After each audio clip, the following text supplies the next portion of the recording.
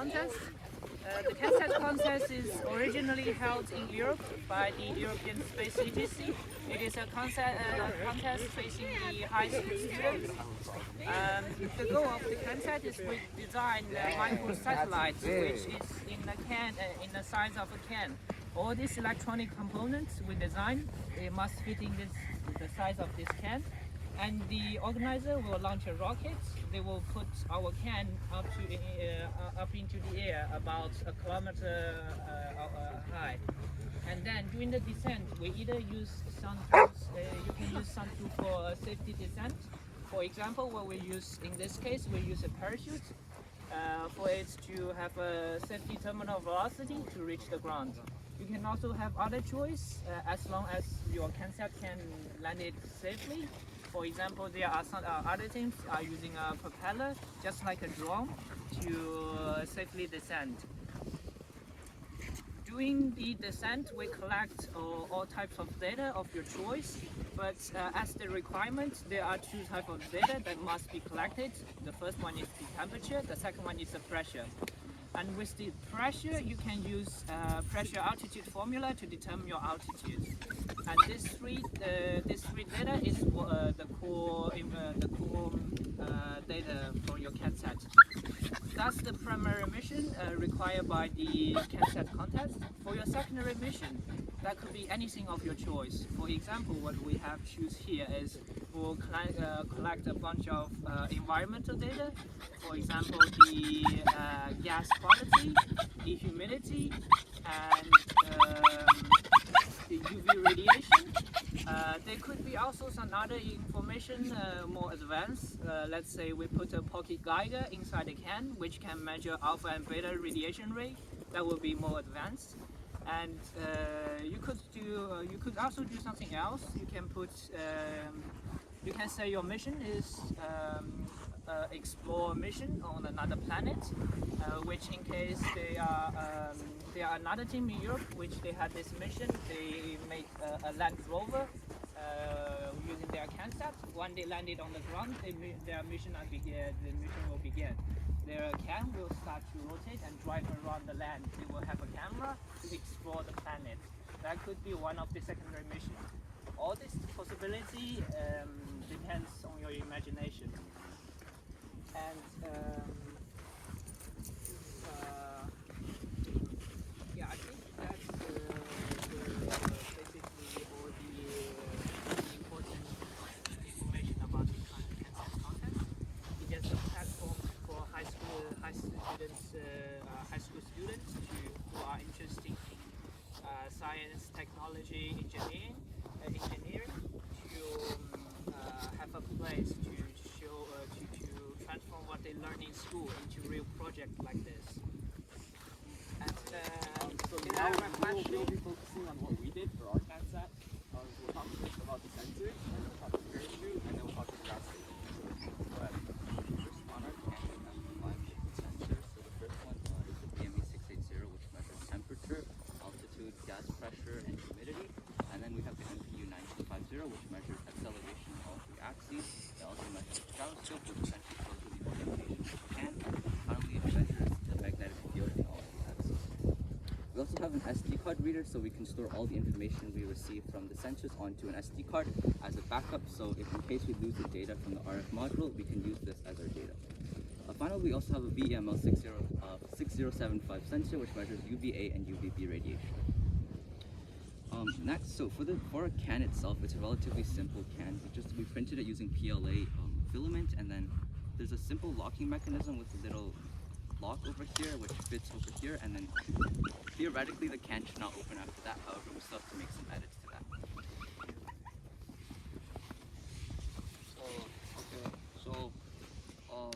A parachute. The parachute requirement, like the terminal velocity requirement for CanSat is 6 meters or 5 meters per second to like 12 meters per second. Our parachute right now, pretty sure is like 9. Yeah, 9 meters per second. But it was like a little bit shaky Our last parachute's radius was 27, and now we reduced it to 16.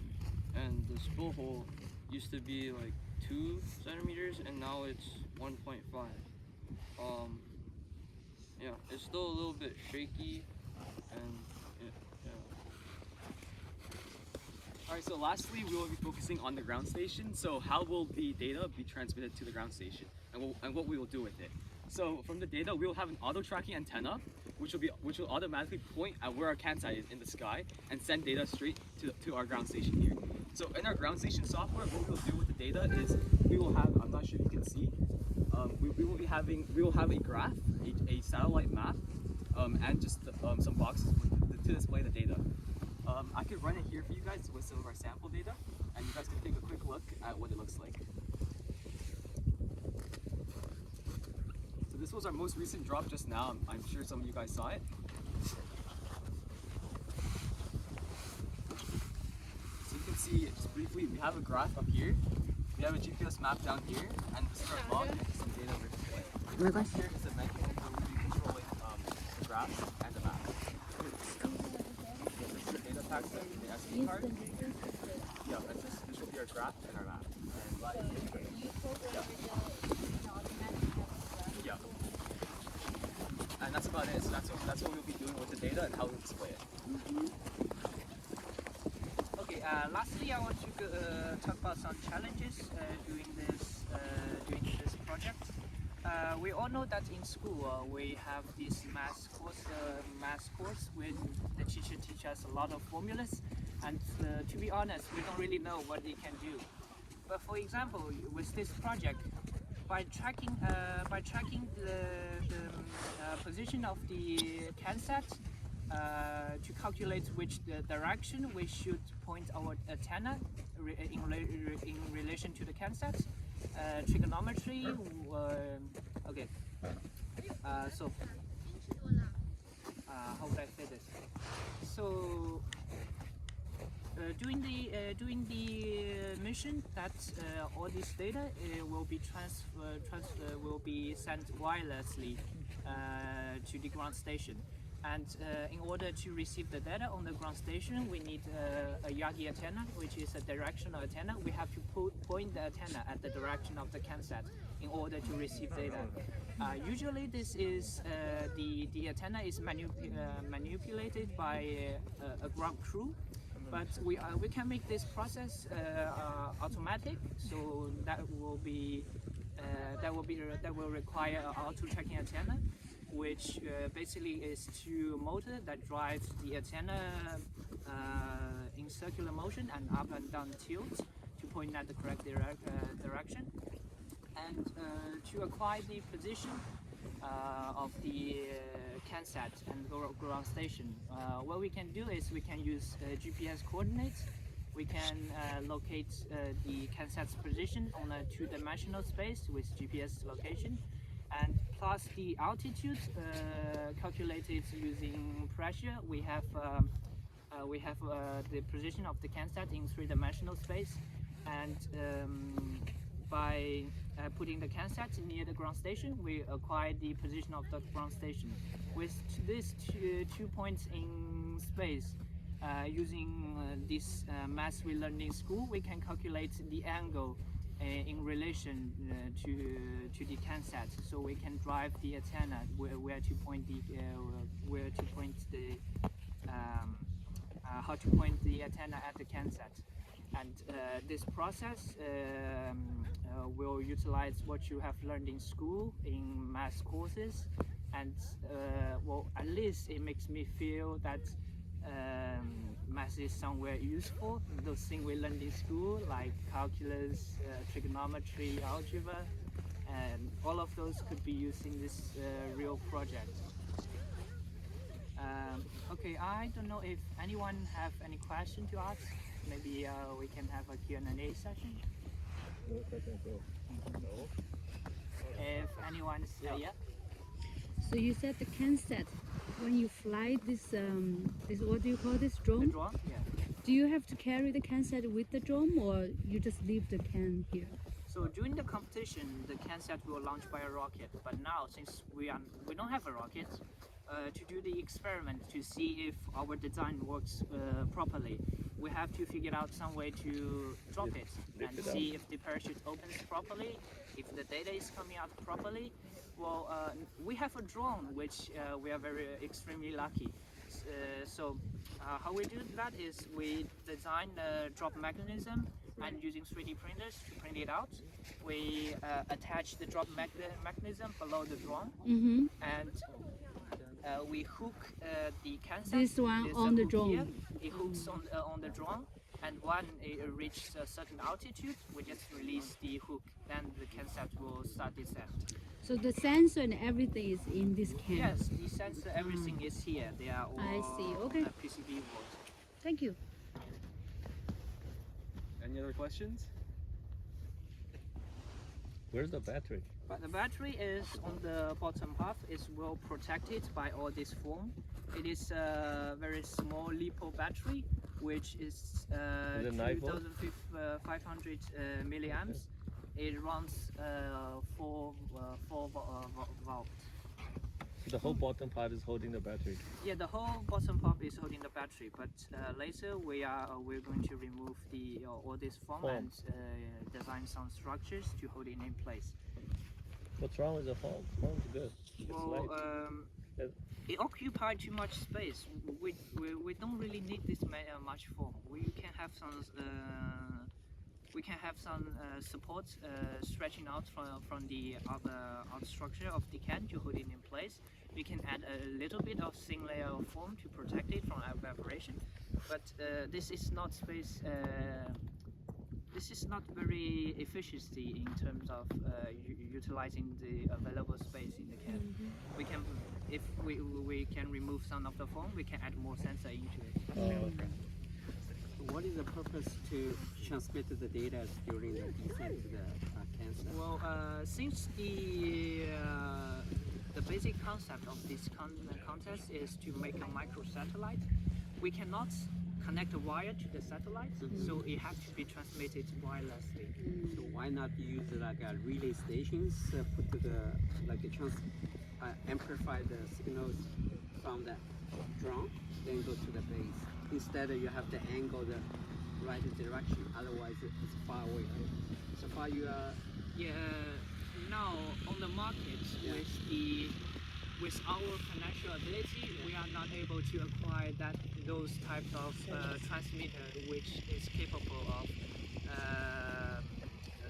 transmitting data without antenna pointing at it. Those sensor which is omnidirectional and works very far range, let's say 5 to 10 kilometers, cost a lot. And we have a budget limit of 500 euros of the entire can. We cannot exceed that budget. Instead of this, that's my question. Why don't you use a drone set to the a receiver, the high, like your drone, which is like a kilometer away, then set to the receiver over there, and then transmit it to the ground. It's like a relay station, right? Yes, the relay station idea is possible when doing the experiment, but during the launch, you are not allowed to fly any object into the air because it will be dangerous. The organizers, for safety concern, no drone will be allowed anywhere near the launch site. Okay. Regarding the safety point, so how do you control the CanSat launch to the safe position? Now go to the. Sorry. Regarding the safety, right? So how do you control the parachutes to land in the right position? We are not able to control the landing of the CanSat. It all depends on which direction the wind will blow. During the launch, the organizer will claim an area for us. So within a kilometer range, there will be no other unrelated people. Any unrelated person will be. They will make sure there are no personnel within a kilometer for safety range. And they say on average the CanSat with a parachute descent system will drop within a kilometer range. And it is possible to design some mechanism to control where the parachute or where the CanSat will land, how or in which direction the parachute will fly. But that will consume a lot of space, which is interfere with our secondary mission right now. So we are not considering that in our project. Thank you. Interesting. Okay. Yeah, so the whole purpose of this presentation is actually the organizer require us to do this speech kind of thing is for more students in high school or even in elementary school to know this contest, and for anyone who is interested in participate kind of science technology contest like this, so they know there's a contest that exists in Canada. They can do this. Yeah, so that's it. Okay, thank you. Great job. 接下来就 fundraising 了，跟他们。